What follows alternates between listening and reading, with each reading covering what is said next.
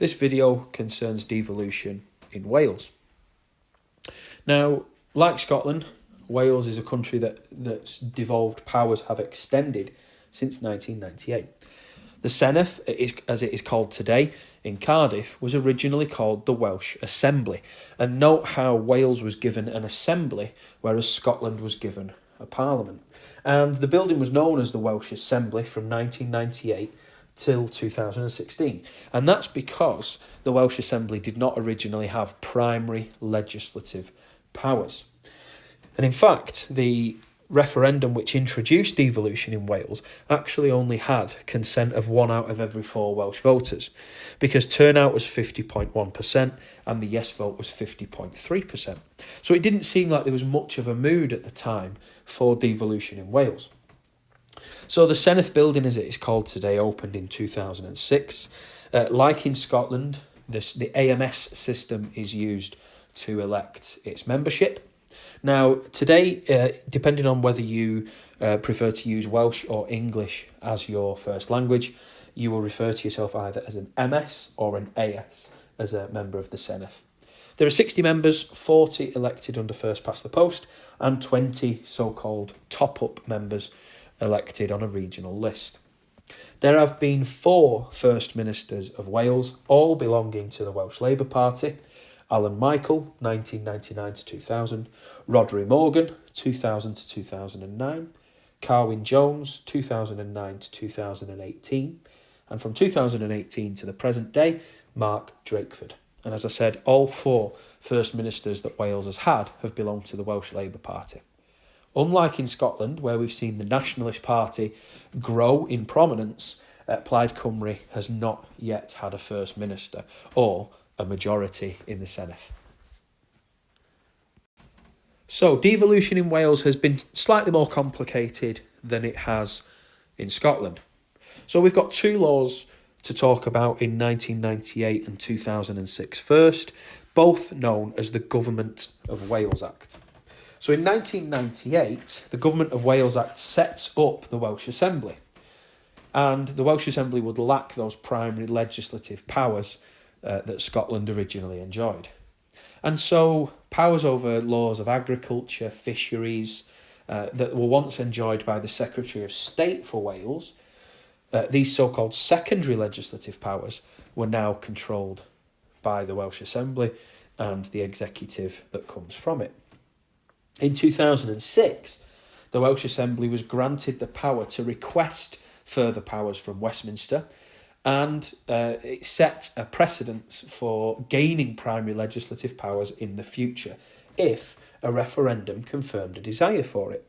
And you can see there that I've drawn an arrow to a 2011 referendum in which the Welsh people voted in a majority of 64% to vote for those primary legislative powers.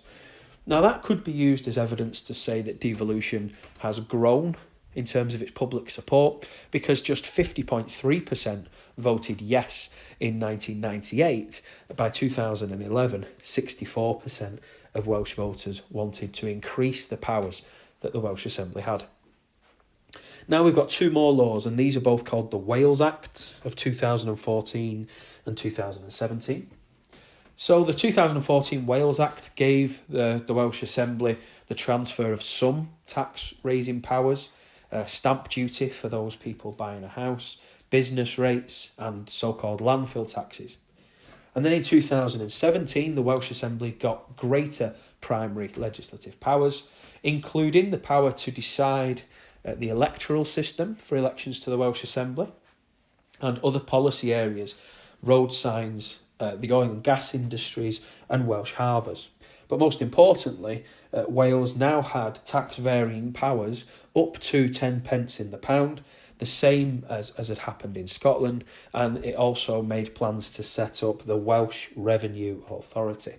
So by 2017, the Welsh Assembly is starting to get some of the powers that Scotland had already enjoyed.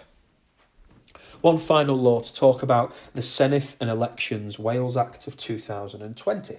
So it changed the name officially of the Welsh Assembly to the Senedd Cymru. Sorry, Mrs Pritchard will not be happy with that. The Senedd Cymru, And votes to 16 and 17-year-olds was also extended in Wales in that year too.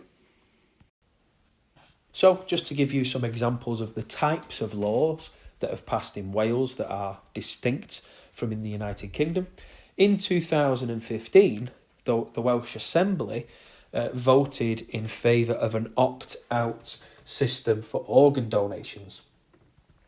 Another thing that's happened, and you can see it there on the Organ Donation Wales signage and its logo, the Welsh Assembly also has powers over the use and the role of the Welsh language.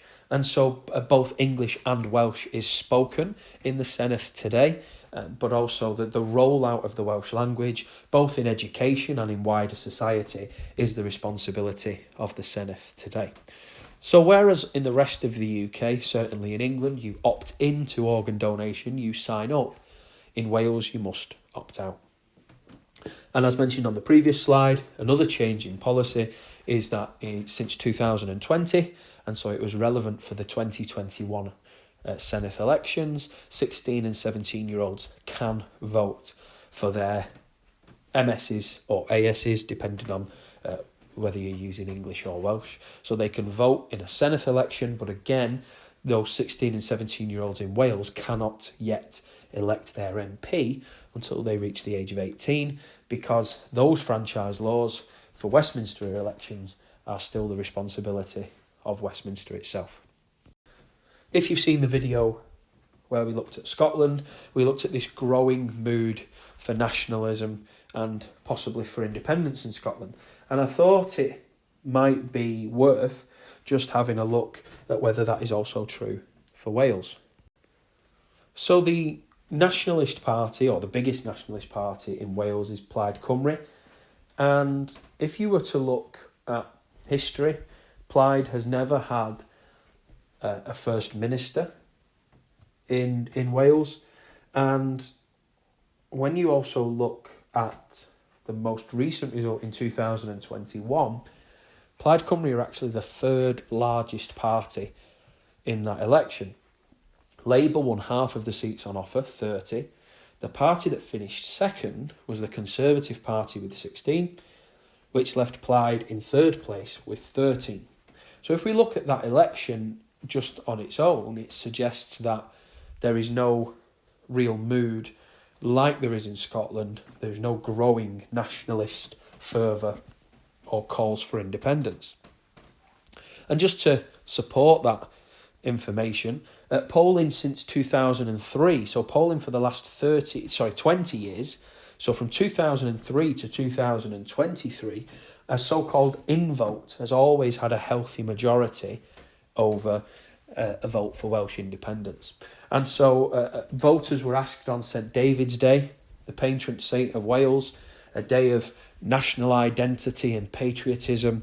In 2023, on St David's Day, people were asked, do you support Welsh independence? And only 18% of those who were polled said that they were in favour of an independent Wales. So unlike Scotland, there doesn't seem to be a significant mood for independence. In both countries, but certainly to a larger extent in Wales, in both countries there seems to be a majority of people still committed to being within the United Kingdom.